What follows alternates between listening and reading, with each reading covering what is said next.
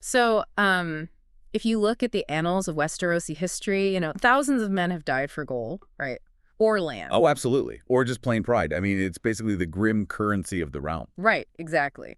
But then you get to the year 211 AC, and it's like an entire rebellion is launched. A massive fortress is brought down. A whole continent is just, I mean, nearly thrown into a chaotic, bloody civil war. Yeah.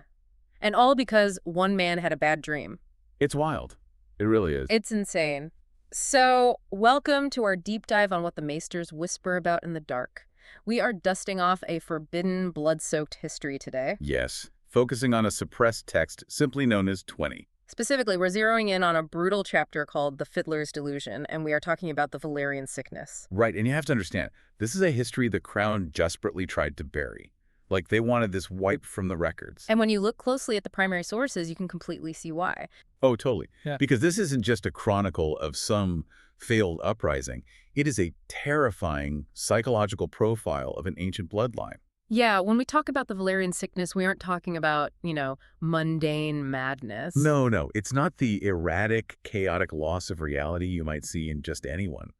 The poison in the blood of old Valyria is, well, it's the intoxicating, venomous allure of prophecy. Which is so interesting because prophecy in this lore is almost always treated as this mystical, ethereal gift. Right, like a blessing from the gods. Exactly. But reading through The Fiddler's Delusion, you realize it is fundamentally a neurological trap. That's a great way to put it. I like to think of prophecy in this universe like looking at the world through a deeply flawed sniper's scope. Oh, I love that analogy. Right, because it magnifies one incredibly specific future outcome, giving you this hyper-focused vision of something that hasn't happened yet. Yeah, but because your eye is pressed so tightly to that scope... You are completely blind to the assassins standing directly in your peripheral vision. Exactly. Yeah. It perfectly isolates the visionary from their immediate reality. Yeah.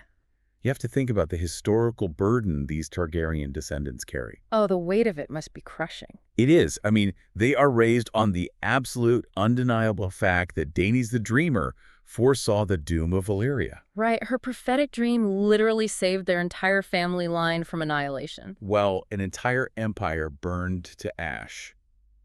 And that established a fatal precedent for the bloodline. Right, because if Daenys was right, then every subsequent Dragon Lord who has a vivid dream wakes up thinking, I am the next savior. The gods are speaking directly to me. Exactly. It's wild. It acts like a virus in the brain, honestly.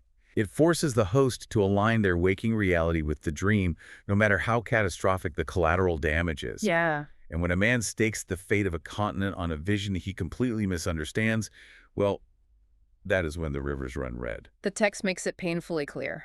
When men believe they are chosen by the gods, they will march thousands to the slaughter with a smile on their face. It's chilling.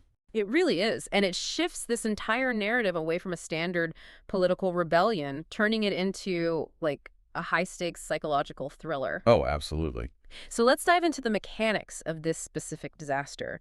Because to understand how the trap at Castle Whitewalls springs, we have to look at the theme of festering resentment. And how it draws our subjects right into the crosshairs. Right.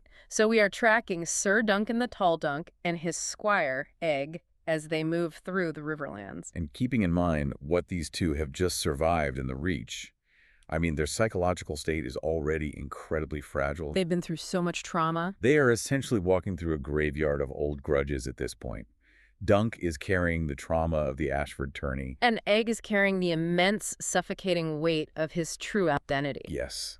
Knowing that Egg is Prince Aegon Targaryen in disguise, watching him navigate the muddy roads of the Riverlands, it's a masterclass in tension. Because the first Blackfyre Rebellion only ended 15 years ago. Right. 15 years is nothing. The soil in the Riverlands is practically still soaked in the blood of the men who tried to overthrow Egg's family. It's not just physical danger for them, it's the psychological weight of a prince living among his family's greatest victims. Exactly. Every tavern they stop at, every crossroads they pass, is a potential execution block if that glamour slips even for a second. And that tension violently surfaces when they run into Lord Gorman Peak near the God's Eye. Oh, Lord Peak. I mean, he is not just a character, he is a walking case study in the destructive power of generational resentment. Definitely. When Dunk and Egg encounter his retinue on the road, Right. Egg instantly recognizes Peak's heraldry. Which is such a brutal detail. It is. It's 3 black castles on an orange field, but 2 of those castles are dissolved to ash. I want to pause on that detail for a second because the mechanics of that punishment are just fascinating. It's so deliberate. Right. The Targaryen crown didn't just take his lands. They forced him to update his family crest to explicitly depict his failure and subjugation. It is a brand, pure and simple. It's psychological warfare administered by the Iron Throne. How does an ancient, proud, noble house recover from losing 2 of its 3 ancestral seats? Well, the short answer is it doesn't. The No. wound never closes, it just festers over time. Gorman Peak is a pardoned traitor who wakes up every single morning, looks at his own shield, and is reminded that the Red Dragons humiliated him. He is a man made entirely of dry tinder, just waiting for a spark to ignite a second rebellion. Exactly.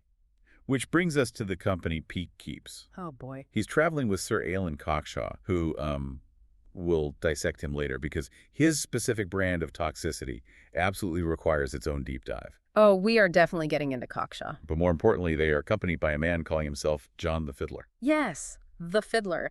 And the introduction of the Fiddler is where the text brilliantly subverts our expectations of what a rebel leader looks like. Totally. I mean, he's devastatingly handsome, draped in incredibly rich silk brocade. Which is completely absurd for a wandering musician. Right, like where did a fiddler get silk? But his demeanor is shockingly warm. He practically rolls out the red carpet for a penniless giant like Dunk. But, you know, I don't think this is just inherent friendliness. I really think the Fiddler is weaponizing charm. Oh, he absolutely is. Look at the dynamic of the road.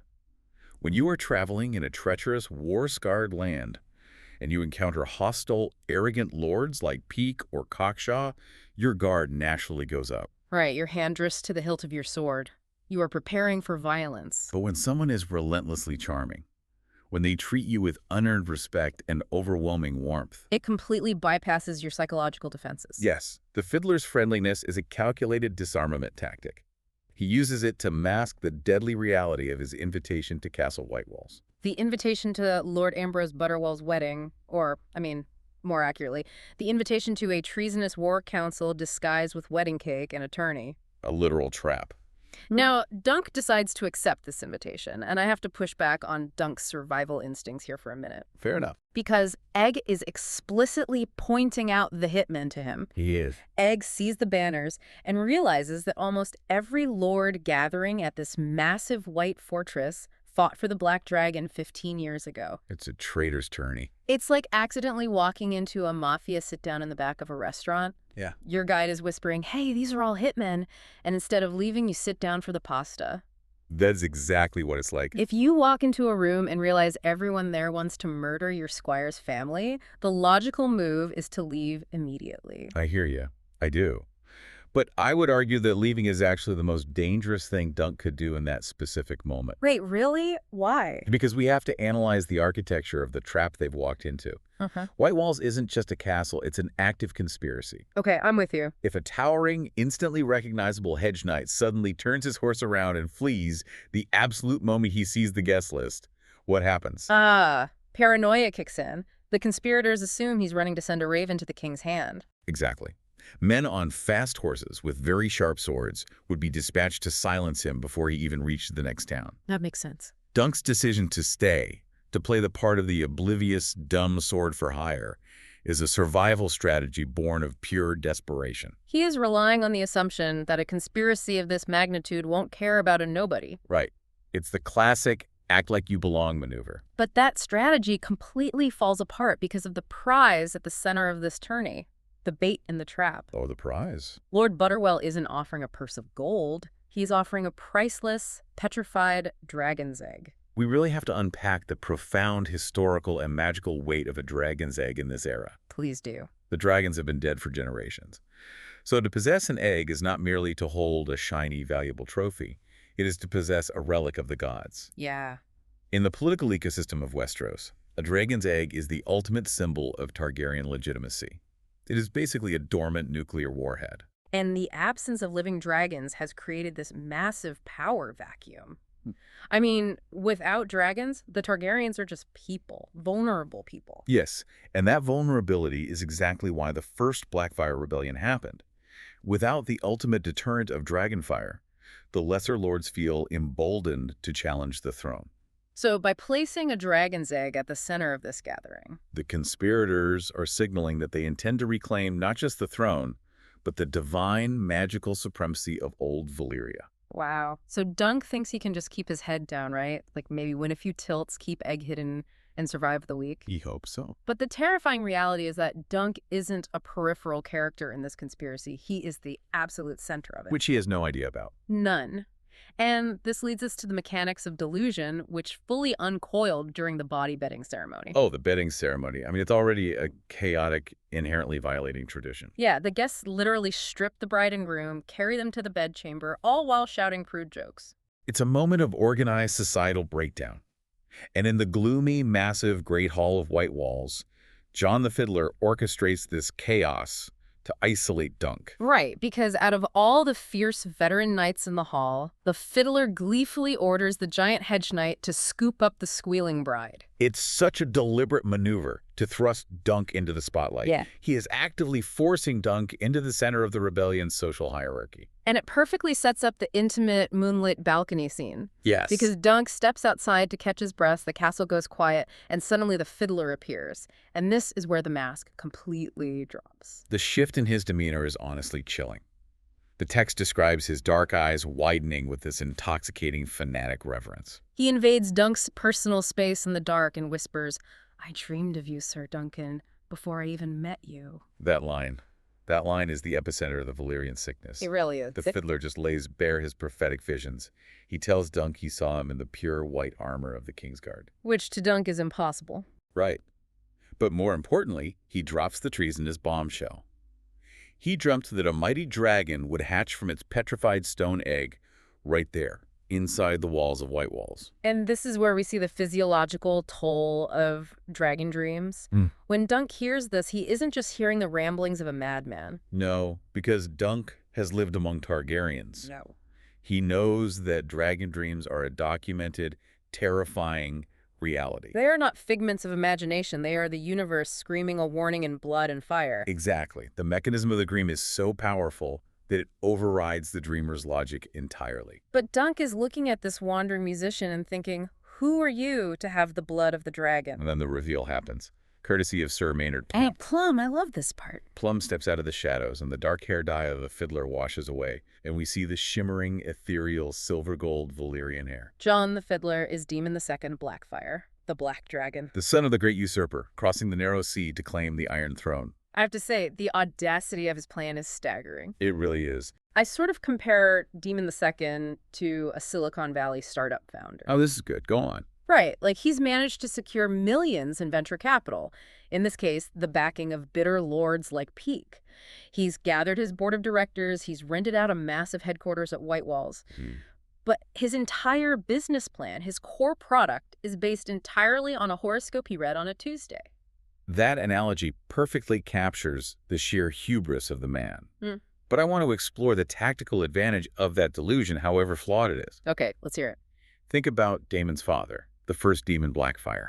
He was a warrior god, the greatest swordsman of his age. Right, he commanded loyalty through sheer martial prowess. Exactly. Daemon the Second doesn't have that. He isn't a warrior, so what does he have?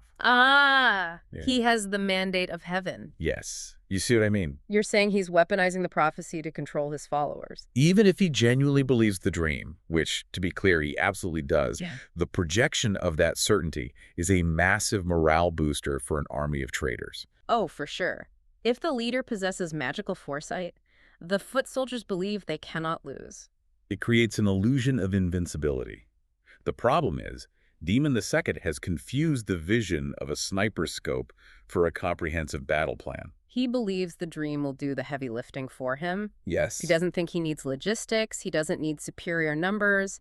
He just needs to be in the right place at the right time, and destiny will hand him the kingdom.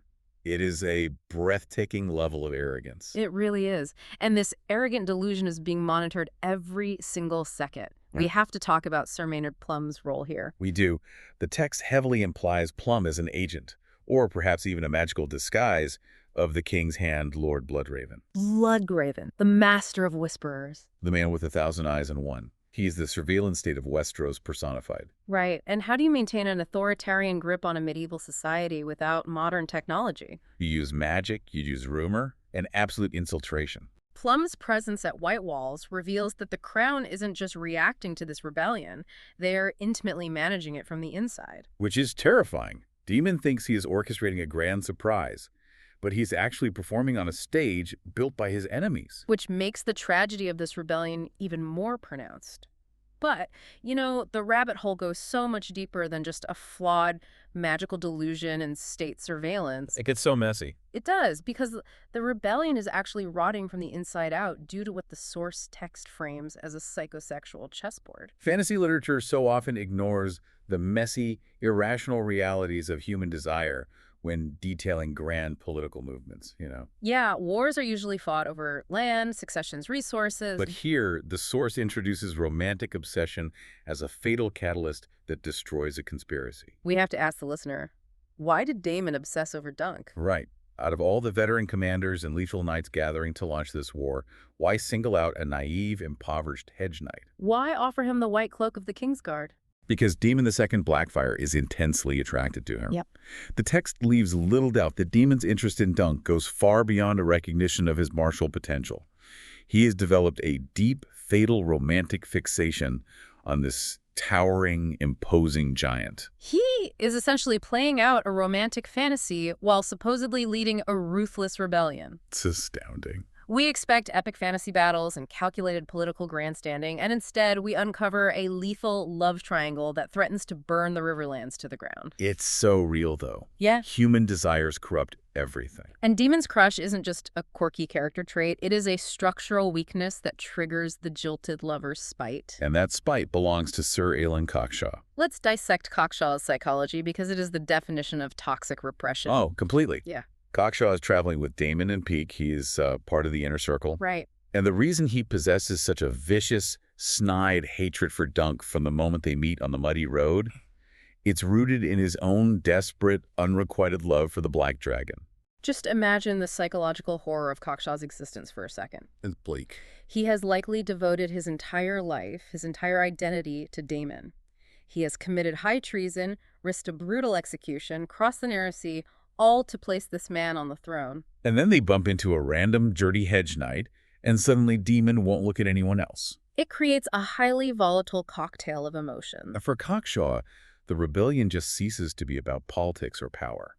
It becomes entirely about eliminating his romantic rival. The text describes his heart twisting into a knot of pure, murderous spite. When you introduce that level of intense romantic jealousy into a conspiracy that requires perfect discipline and absolute trust, the structure immediately begins to fracture.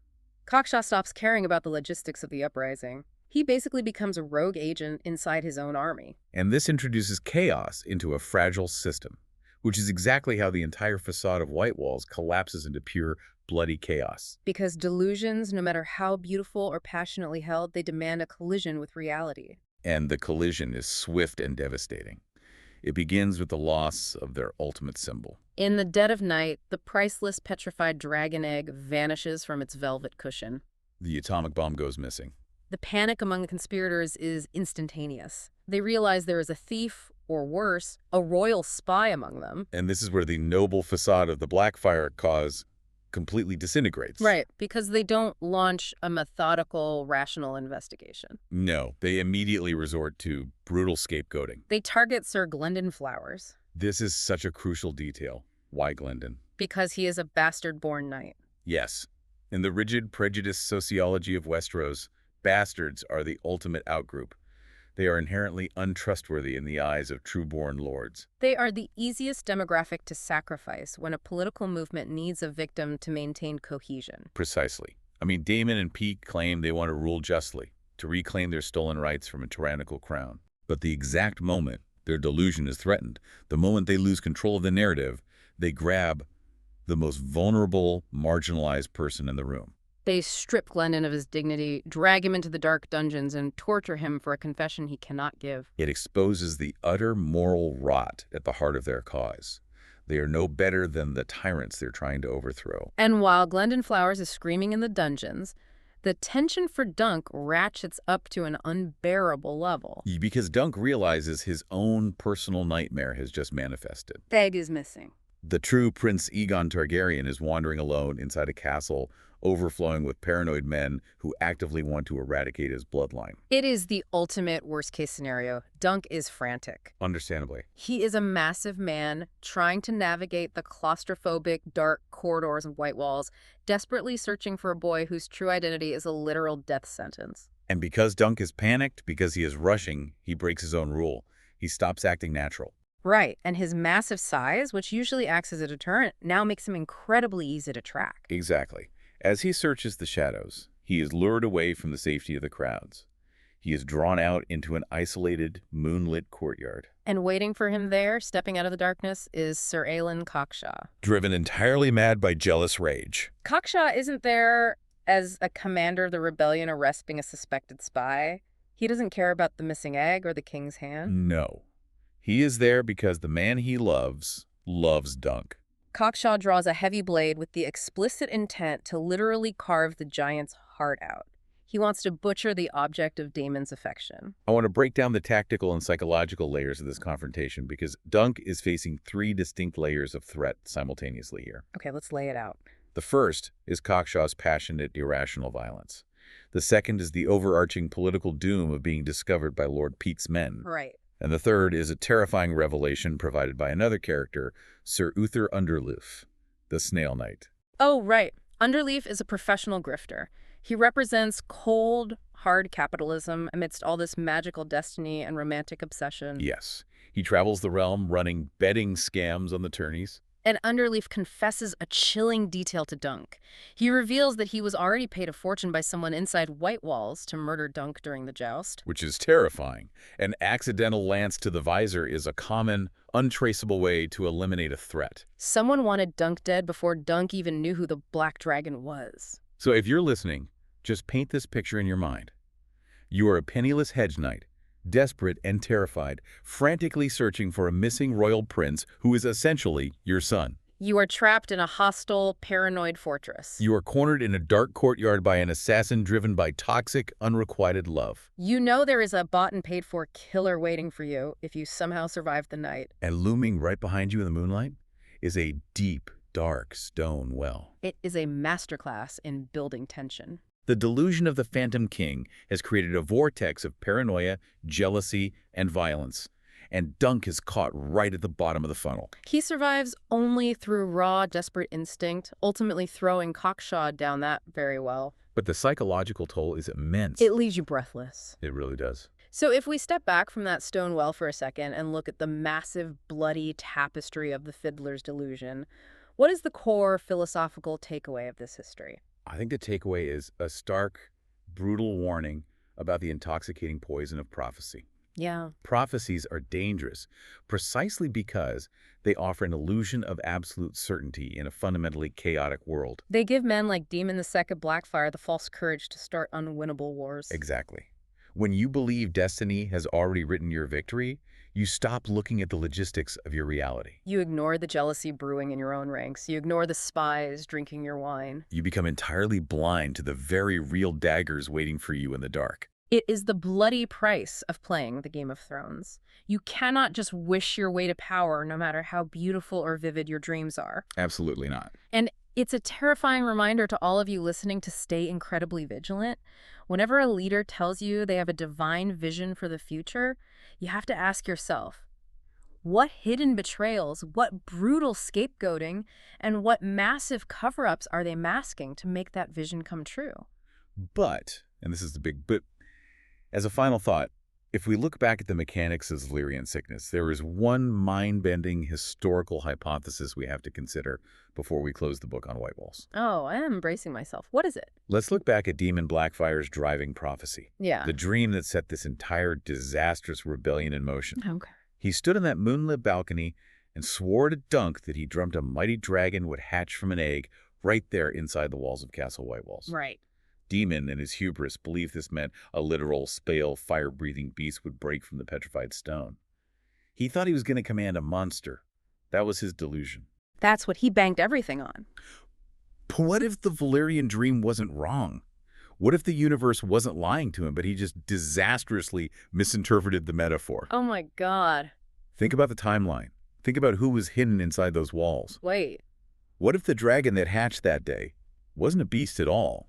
What if the dragon was Dunk's missing bald squire, Egg? Prince Aegon Targaryen. Yes. What if the prophecy was foretelling the exact moment that a hidden Targaryen prince stepped out of the shadows, shed his disguise, and claimed his true, terrifying royal power amidst a castle of traitors to bring the rebellion crashing down? So the prophecy actually came true flawlessly right under the Black Dragon's nose. Exactly. The dragon hatched at Whitewalls, and it was the very boy Daemon's army was trying to overthrow. Ow. I will leave you to ponder that. Was Daemon II Blackfyre simply mad, or was he just tragically, fatally unequipped to understand the terrible truth the gods had handed him? Now that is a thought that is going to keep me up at night. The terrifying, murky mechanics of prophecy. Until next time, keep your eyes open, question your visions, and always watch your back in the dark.